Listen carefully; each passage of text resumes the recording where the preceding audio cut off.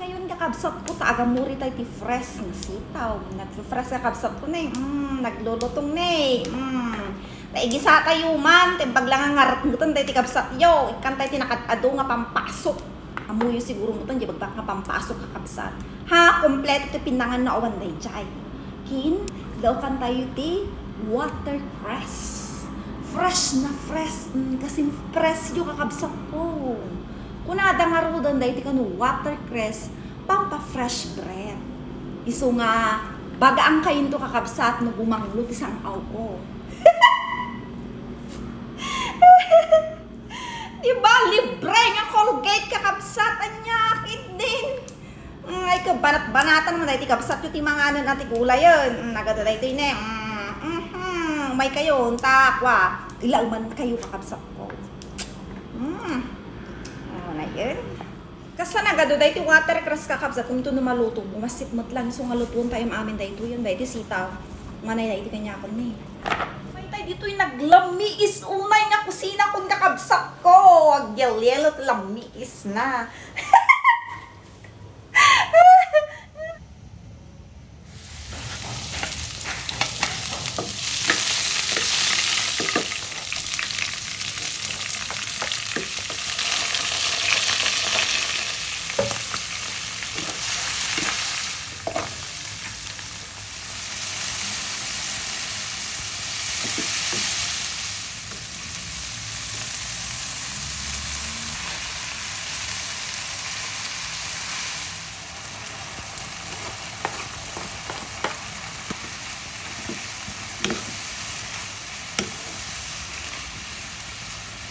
May kanya kabsat na silly overload. Kitaan tayo man no, di umasok amin nga, mabalin umasok dita.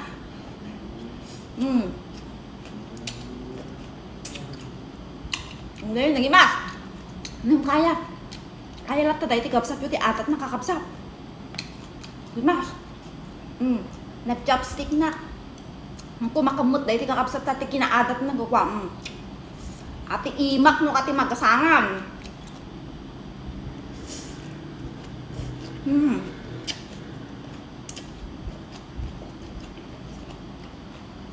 Di mahom.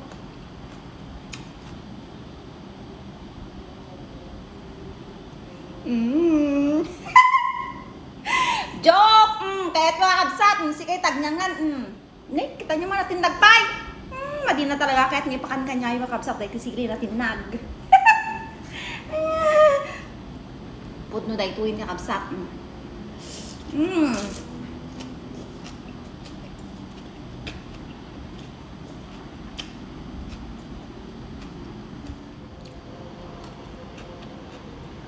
Panindigan ka nung matay ti kabsat yung awan in na po mo. No rice diet ka nung mo. Bekitan nyo man kakabsat.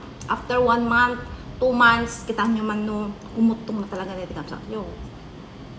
No, lalo nga, madagdag ang dagit taba-taba na.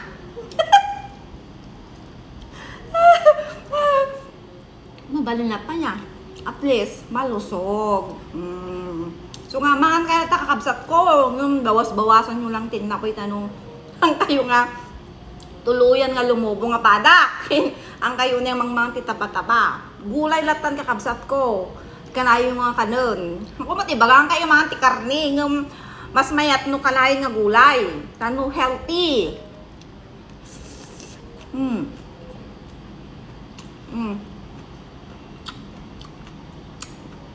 Good night ang kakabsat.